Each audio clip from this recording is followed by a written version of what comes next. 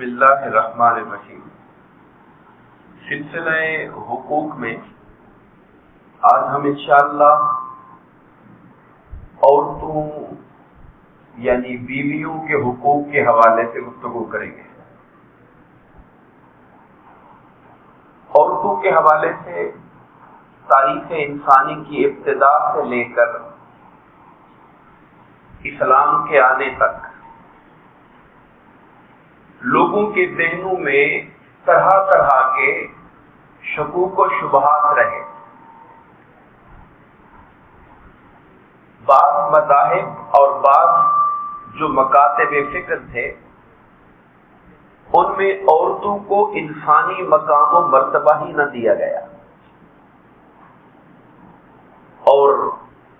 بعد نے خواتین کو بدی برائی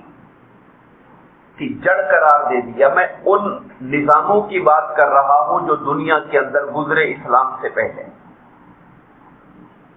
اور یہ جو تصور آیا کہ جی عورت یا بیوی تو مرد کی جوتی کے برابر ہے، اس طرح کی جاہلانہ تصورات تھے جو لوگوں کے اندر عملی طور پہ پائے جاتے تھے۔ اسلام نے آ کر جہاں بہت سے طبقات پر احسان کیا اور نیکی کی، اس میں سب سے بڑا احسان اسلام کا عورتوں کے طبقے پر ہے۔ اللہ اور اس کے رسول صلی اللہ علیہ وسلم نے عورتوں کے حوالے سے، ان کے حقوق کے حوالے سے، ان کے مقام و مرتبہ کے حوالے سے، ان کی عزت و تکریم کے حوالے سے اور معاشرے میں ان کا جو سٹیٹس ہے اس حوالے سے پے در پے تعلیمات ہمیں دین کے اندر عطا فرمائیں۔ سب سے پہلی بات تو یہ بتائی گئی کہ مرد یا عورت ایک ہی جان سے پیدا کیے گئے، یعنی رب کائنات نے سب سے پہلے آدم علیہ السلام کو پیدا کیا، پھر ان کی پسلی سے حضرت حوا علیہ السلام کو پیدا فرمایا، اور پھر اس جوڑے سے باقی انسانیت کو وجود ملا۔ تو عورت بھی اسی ایک انسان یعنی وہ جو جوڑا پہلا جوڑا ہے اس سے ہی جہاں مرد پیدا ہو رہے ہیں وہی عورتیں بھی پیدا ہو رہی ہیں۔ یہ کوئی الگ سے مخلوق نہیں ہے، اسی بابا حضرت آدم اور حضرت حوا علیہ السلام کی اولاد ہے۔ اور پھر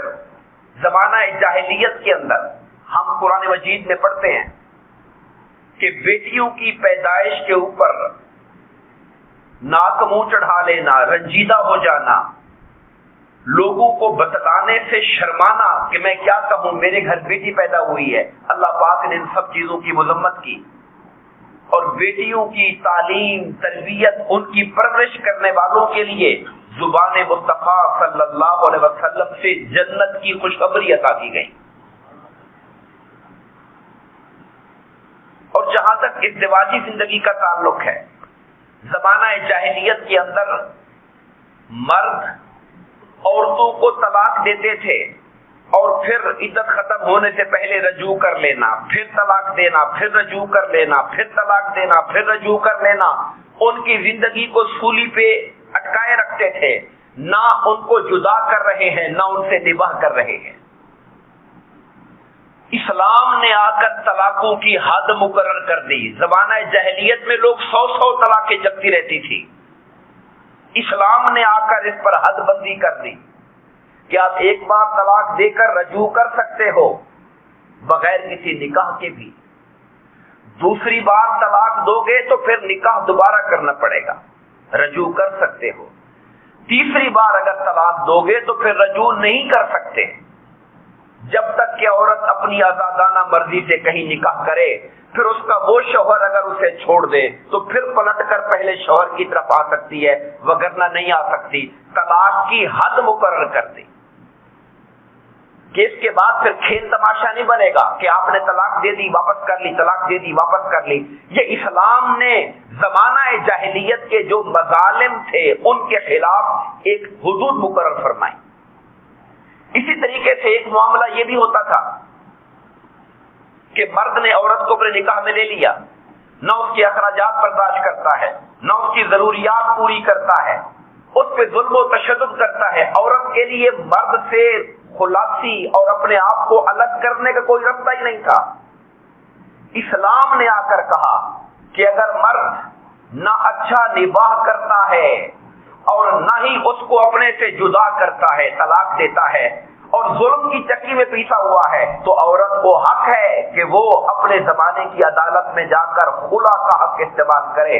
اور جا کر انصاف کی داد رسی جا کے لے کہ یہ مرد نہ میرے ساتھ اچھا سلوک کرتا ہے، نہ میرے اخراجات کی پرواہ کرتا ہے، نہ میری ضروریات پوری کرتا ہے، نہ مجھے خود سے الگ کرتا ہے کہ میں اپنا اور نکاح کر لوں، لہذا مجھے اس سے جدا کیا جائے۔ تو اس کو حق کے خلا کہا گیا۔ عورت یہ مطالبہ کر سکتی ہے، یہ اسلام نے حق دیا عورتوں کو تاکہ وہ مردوں کی، ظالم مردوں کے ظلم کی چکی سے باہر نکل سکے۔ میں نے پہلا عرض کیا تھا طلاق کی حد پر پابندی لگا دی، پہلی بات، اور دوسری بات عورتوں کو حق کے خلا دیا، اور تیسری چیز جس کا تعلق اگرچہ شوہروں کے ساتھ نہیں ہے، ماں باپ کے ساتھ ہے، وہ یہ ہے کہ اللہ کے رسول صلی اللہ علیہ وسلم نے عورتوں کو ایک آزاد حیثیت دی، ان کی رائے کو اہمیت دی، ان کی پسند ناپسند کو کنسیڈر کرنے پر ہمیں آمادہ کیا، خاص طور پہ جب ان کی شادی کا معاملہ آتا ہے تو ان کی رضامندی حاصل کرنے کو لازم قرار دیا۔ حضور نبی کریم علیہ السلام کی صاحبزادی حضرت سیدہ کائنات فاطمہ الزہرا رضی اللہ تعالی عنہا کا نکاح کا پیغام لے کر حضرت علی مرتضیٰ حضور کے پاس آئے،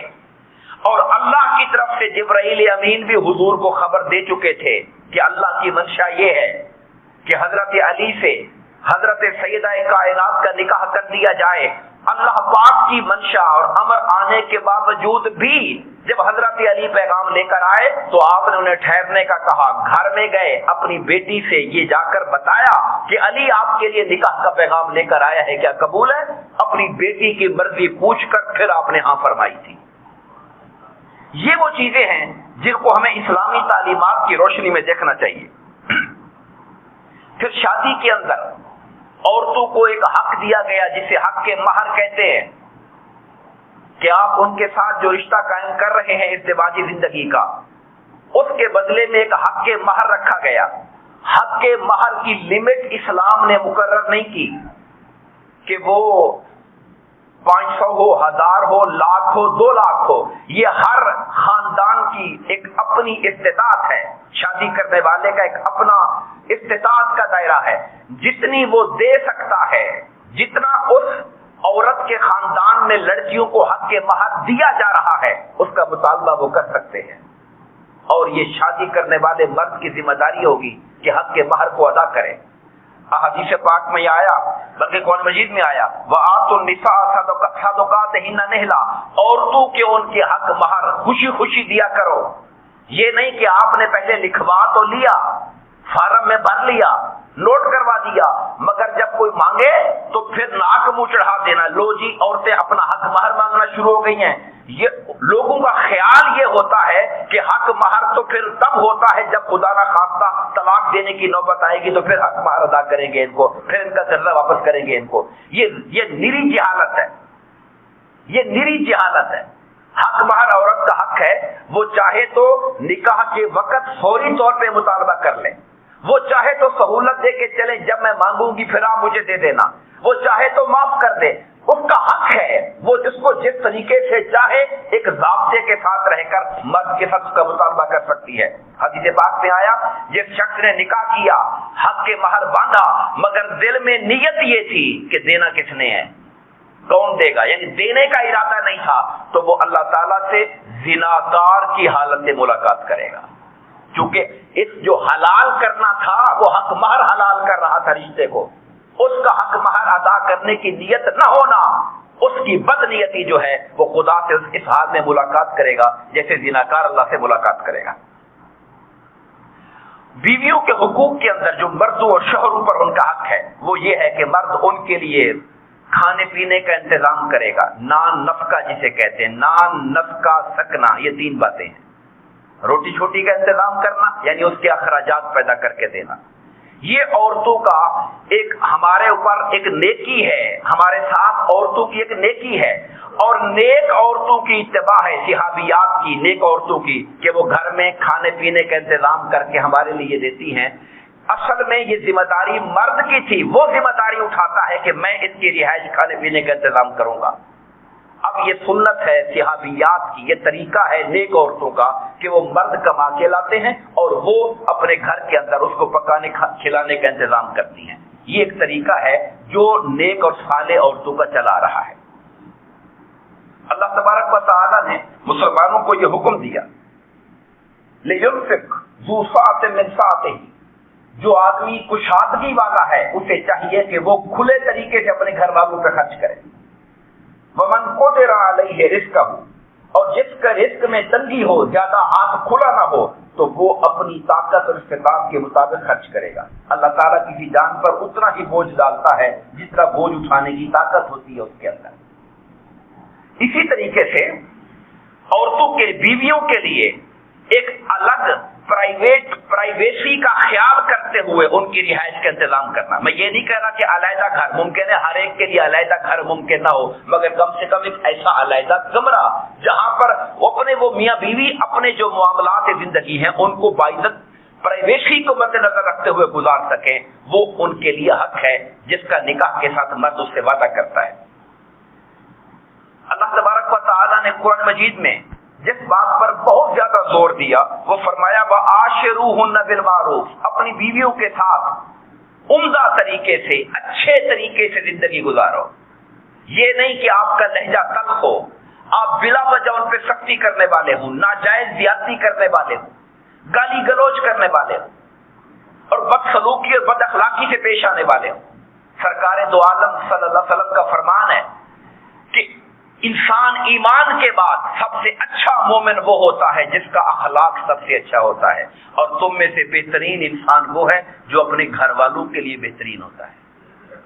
باہر دنیا میں سے ہر ایک کے ساتھ ہمارا جو اخلاق ہوتا ہے وہ ٹائملی ہوتا ہے۔ میں یہاں آیا، تھوڑی دیر کے لیے آپ نے مجھے دیکھا، میں آپ کو دیکھا، آپ نے میری عزت کی، میں نے آپ کی عزت کی، یہ بڑا وقتی قسم کا تعلق ہے۔ اصل تعلق جس سے انسان کے اخلاق کا پتہ چلتا ہے وہ اس کے اپنے بیوی بچوں کے ساتھ تعلق ہے، کیونکہ وہ 24 گھنٹے کے اس کے ساتھی ہیں، زندگی ساری ان کے ساتھ گزرتی ہے، ان کے ساتھ اس کا جو رویہ ہے وہ اس کے اخلاق کو متعین کرے گا کہ وہ عمدہ اخلاق والا ہے یا نہیں۔ اس کا تعین حضور نبی کریم علیہ السلام نے گھر والوں کے ساتھ رکھا ہے۔ فرمایا وَأَنَا خَيْرُكُمْ لِأَهْلِي، تم سب مردوں کو اٹھا کر دیکھ لو گے تو میں مصطفیٰ سب سے بڑھ کر اپنے گھر والوں کے ساتھ اچھا ہوں، میں ان کی سب سے بہتر خیال کرنے والا اور ان کے اخلاق، ان کے ساتھ اخلاق سے پیش آنے والا۔ اور عورتوں کا یہ بھی حق ہے کہ مرد ان کی تعلیم و تربیت کا انتظام کرے۔ ٹھیک ہے کہ بطور بیٹی ماں باپ کا بھی حق تھا کہ ان کو اچھی تعلیم و تربیت دے کر بھیجیں، لیکن اللہ پاک نے یہ شوہروں کی بھی ذمہ لگائی، فرمایا کہ یا ایھا الذین آمنوا، ایمان والو، قوا انفسکم واہلیکم نارا، اپنے آپ کو، اپنے گھر والوں کو آگ سے بچاؤ، اپنے گھر والوں کو آگ سے، جہنم کی آگ سے بچاؤ۔ کا مطلب یہ ہے کہ ان کو اچھے رستے پہ لگاؤ، ان کی اچھی تعلیم کرو۔ وہ نماز پڑھنے کی عادی نہیں ہے تو نماز پڑھنے کا شوق دلاؤ، دین کے جو باقی باتیں ہیں وہ ان کو سمجھاؤ، اس لیے کہ وہ آپ کے اہل خانہ ہیں۔ اب ان کی ذمہ داری آپ کے سر پر ہے کہ آپ ان کی دنیا بھی سنوارو اور ان کی آخرت کو سنوارنے کی بھی کوشش کرو۔ میں انہیں کلمات پہ اکتفا کرتا ہوں اور اللہ تعالیٰ کی بارگاہ میں دعا کرتا ہوں کہ رب کائنات ہم میں سے جس کا جو منصب ہے، بطور باپ، بطور شوہر، بطور بھائی، زندگی کے جو بھی رشتے ہیں، انہیں اسلام کی تعلیمات کے مطابق کما حق ہو ادا کرنے کی توفیق عطا فرمائے۔ آمین۔ وما علینا الا البلاغ۔